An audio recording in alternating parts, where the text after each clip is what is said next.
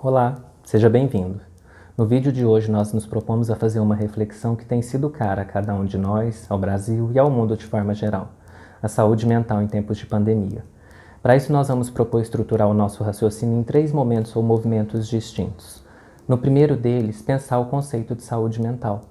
O que cada um de nós entende por saúde mental?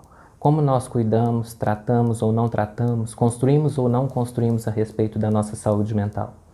Na sequência, o nosso raciocínio vai passar pela análise da rotina de cada um de nós, no sentido de entender como a construção da rotina contribui para a nossa saúde mental, antes e no advento da pandemia, para, por fim, olhar para a pandemia e ressignificar o seu sentido na vida de cada um como possibilidade de reencontro com o eu e construção de novos sentidos.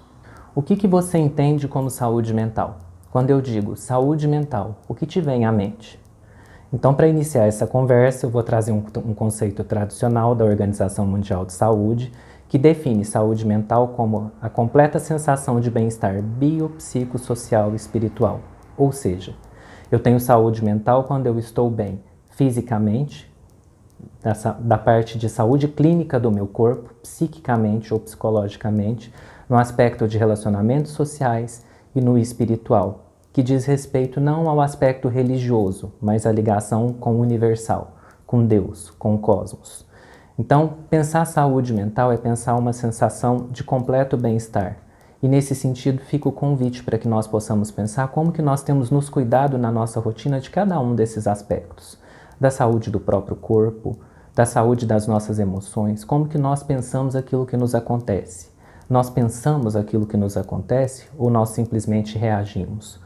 Por que muitas vezes nós nos pegamos cansados? Porque muitas vezes nós focamos em cumprir uma diversidade de papéis e esquecemos de colocar a subjetividade, ou o nosso eu, ou as nossas emoções naquilo que fazemos. E muitas vezes nos pegamos reagindo.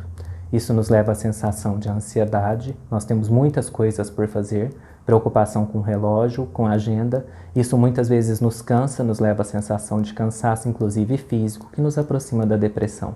Então, voltar para essa sensação de bem-estar, não só do corpo, como tradicionalmente nós pensamos, focados no modelo biomédico de cuidar do corpo, mas também lembrar que nós precisamos cuidar do nosso psiquismo, das nossas emoções, da nossa subjetividade, para que exista o nosso eu naquilo que nós fazemos cotidianamente. Para então pensar as nossas relações sociais e a nossa ligação universal com Deus e com o universo. É um conceito abrangente, mas que requer de nós, que nos convida para uma revisão de postura diante de nós mesmos e do mundo. E nesse sentido, a pandemia pode ser não só um castigo, um isolamento, mas um convite para que a gente volte para essas reflexões, para que nós possamos reconstruir as nossas relações conosco mesmos e com o mundo. Porque muitas vezes nas rotinas nós nos ligamos com coisas externas e diversas que nos afastam de nós mesmos. Nos tornamos cumpridores de tarefas. E muitas vezes ao final do dia cansados, se a gente se pegar para analisar, nós fizemos muito pouco daquilo que contribui com o nosso sentido de eu e de existência no mundo. Então a pandemia não é só afastamento, não é só medo da morte, se a gente puder analisar por um outro viés, por um outro ângulo.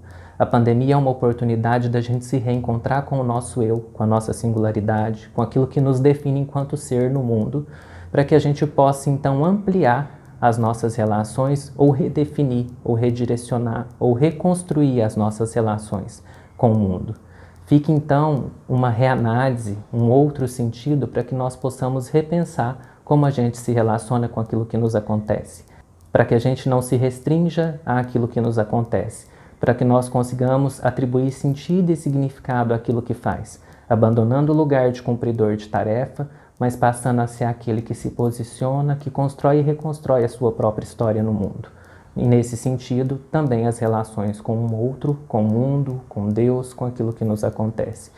Rompendo, então, a tradição de cumprimento de tarefas e de cumpridor de papéis, de funções, ressignificando todas as relações e todos os fatos ao nosso redor.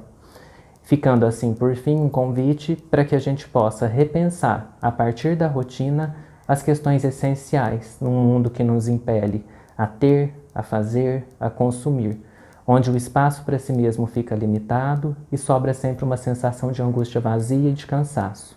Nesse sentido, a pandemia não é só isolamento e não é só castigo, É um convite, então, para que nós possamos repensar nossa posição em relação a nós mesmos, esse cuidado do corpo, do psiquismo, das relações, da transcendência e das ligações universais, para que nós possamos reconstruir todos esses conceitos e fazer da dor e do sofrimento situações pontuais, sem se reduzir a eles, construindo assim plasticidade emocional, cerebral, para que nós possamos transcender as nossas dores e aquilo que nos acontece, construindo formas mais saudáveis e plenas de existir.